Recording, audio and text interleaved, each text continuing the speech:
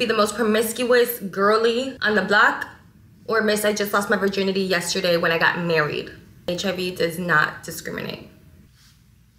Happy February, everyone. Welcome back to my channel. If you're new here, my name is Bianca, and I'm an HIV positive girly, just trying to end the stigma out in the world, trying to spread a little bit more love, a little bit less hate.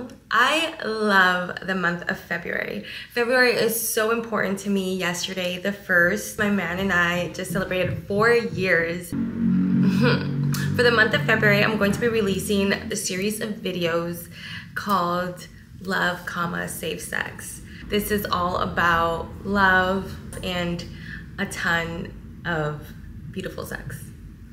Safe, beautiful sex. Welcome to the first video of this series, 10 things I wish I knew about HIV before getting diagnosed. So let's jump right in. First one is that people lie about their status, and people lie about knowing their status. When I got infected, the person that infected me, I was essentially like raped. I did not consent to sex. I was blacked out drunk.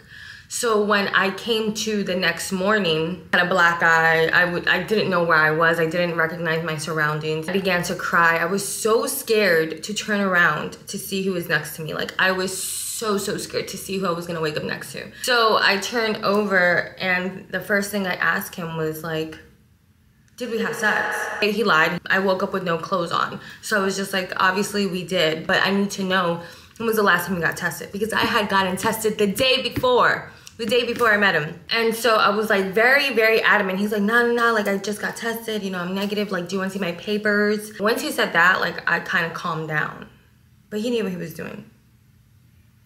So people lie about their status. Either they lie about their status or they lie about knowing their status. Both are basically the same. I've never had a person say like, the last time I got tested was negative, but I haven't gotten tested in a year, or I haven't gotten tested in 6 months, or whatever the case may be. No one has ever told me that. No one has ever been honest to that extent. Like, oh yeah, I got tested last week. Did you though? People lie about their status. That's number one. Most people don't know their status. I've come to realize. I remember I came across like a post that's like, oh yeah, if you have to boast about a negative test result, like then like you out here in these streets. I felt as though, what's the shame in talking about it? This should be something that is discussed openly. 1 and 2 are kind of like the same, so I'm so sorry. Number 3, all STDs, they don't have a look. I know y'all like to come for me in the comments talking about, oh, she looks like she got HIV. Do it. I know that I don't. You can't tell when you're in it and you don't know it. So all these people that are like, oh yeah, it was so obvious that he had HIV or that he had AIDS, or it was so obvious that you had AIDS or HIV. It's not. It's not. Because if it was so obvious, how come it took me, what, March, April, May, June, July, August? 6 months to get diagnosed because the doctors weren't testing me for HIV. When I hear people say that HIV has a look, I only think of 2 things. A gay person, and a homosexual man, or a person in the streets sharing syringes. And that is the problem with the stigma surrounding HIV, because that is not the case. Why do people think that you only have to be gay or, you know, a drug addict to be exposed to HIV? If you are having the sex, you are vulnerable to getting this disease. Point blank, period. Women give men HIV. And it's crazy because like the same people that be in my comments talking about, oh, that the person that gave me HIV looks gay, are the same people that be in my comments talking about that I gave my man HIV, which by the way, he's HIV negative. So which one is it? And of course, you know, I understand that you guys are just like really insecure and like trying to come for me because I'm not insecure, but so it doesn't have a look. It's sad. If it wasn't for the gay community and my gay brothers, you know what I'm saying? Like, I would not be here today. These men put their lives out on the line to try to come up with something that could fight this virus. Literally cocktails of 20 pills that killed them faster than HIV did, than AIDS did. you know, that made them live a miserable life, vomiting all day, every day until the day that they died. I think about that, and I think about the way that people, the public, discusses HIV as if it's just an gay disease. It really breaks my heart because I owe my life to those men. A lot of people paved the way for me to be able to speak proudly about this, and honestly, their deaths are not going to be in vain. As long as I have breath in my lungs, I'm going to be talking about ending the stigma for HIV and AIDS. For our country to be so developed and for our country to be so advanced, why are our numbers so high? Because of the stigma. Number 4, HIV does not discriminate. It doesn't care about where you come from, your background, how much money you got, how pretty or good looking, handsome you are, how many degrees you have. Magic Johnson, you feel me? Charlie Sheen, you feel me? You could be white, black, Asian, Puerto Rican, anything, you know? And another thing, it don't matter if you a hoe, and it don't matter if you just lost your virginity yesterday, okay? You waited until marriage. It does not matter. Your risk is probably lower, but it's a statistic. It's still a 50-50 chance every single time that you have sex. Unless you do something else. And that's gonna be for my next video, how to be a hoe and still be protected. Okay? How to be a hoe and avoid HIV diagnosis. You do not need to abstain from sex to not get HIV. There are other things that you can do to protect you from getting HIV. And I'm gonna get into that in another video. People with HIV can live a long and healthy life.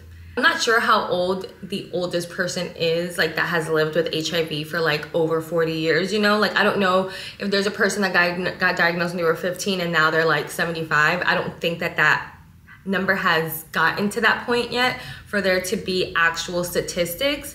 But from what I'm understanding, it's sounding very promising that people with HIV can live as long as anyone who doesn't have HIV. So long, of course, if you're living a healthy lifestyle. So long, of course, if you remain in undetectable status. So long, of course, if you're not like drinking every single day. Because all of these things, of course, have an impact in our body. And of course, we are taking medication, very strong medication every day. You want to be drinking as much water and just doing things that are healthy, working out, a healthy lifestyle. I know you guys didn't like me going to the gym, but that's just crazy. Number 7, let me come in closer. Undetectable means untransmittable. Okay? So something that I wish I knew about HIV, which I did not know. Undetectable means untransmittable. I'm gonna make a totally separate video about what being undetectable is, but basically the viral load in my body is suppressed. So it is so low, I can't pass it to anybody. That's basically it. Undetectable means untransmittable. Y'all need to not be scared of me. I'm out here telling y'all the truth. I'm out here taking my pills every single day. Mind you, let me take my pill. Be right back. So yeah, I'm out here taking my pill every single day. I need to re-up, child. So y'all don't need to worry about me. Y'all do not need to worry about me. The people that you need to be worried about are the people that don't want to tell you their status, okay?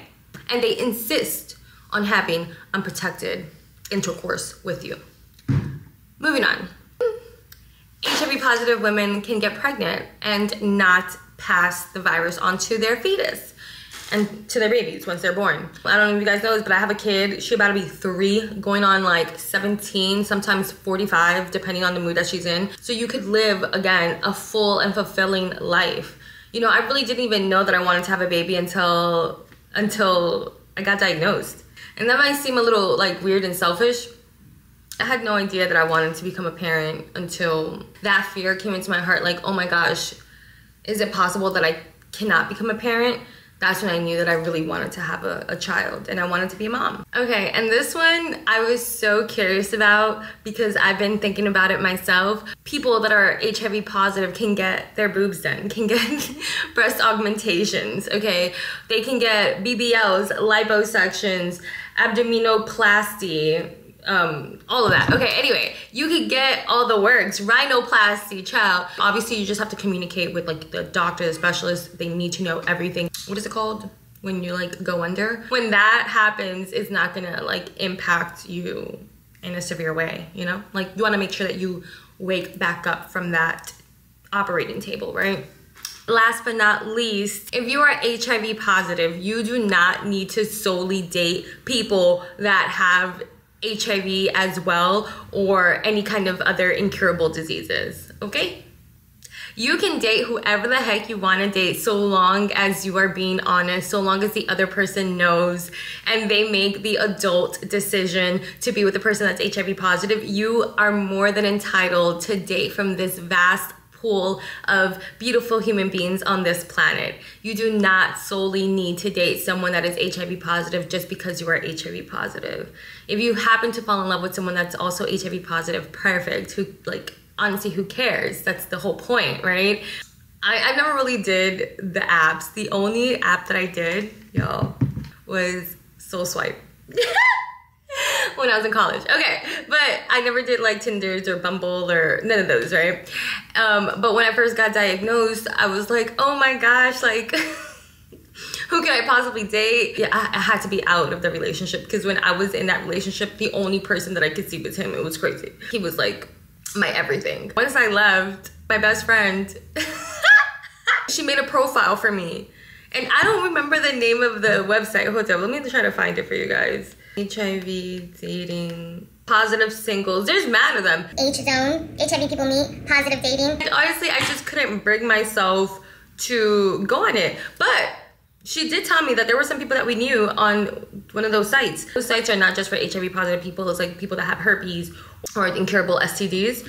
No, it's not happening. And it's not that I was like discriminating against someone that's HIV positive. But first of all, I don't do the sites, okay? I like to meet people in person, just to see if we have like a genuine connection, you know? I'm gonna find somebody like out on these streets, like we're gonna link, we're gonna see each other, that like connection, like I wanna just eat you up, rip your clothes off, you know, type of connection. And then of course a connection of the heart and of the mind and of the soul. And that's exactly what happened when I met my man. Okay, so you could date whoever you wanna date. And I'm gonna do another video about dating while positive, like a real video, because I don't believe that you need to be telling everybody that you date that you are HIV positive, okay? You gotta protect yourself. I will make another video on that in our February series, Love, Safe, 6. So I hope you guys enjoyed this video. I love you guys so much. Bye.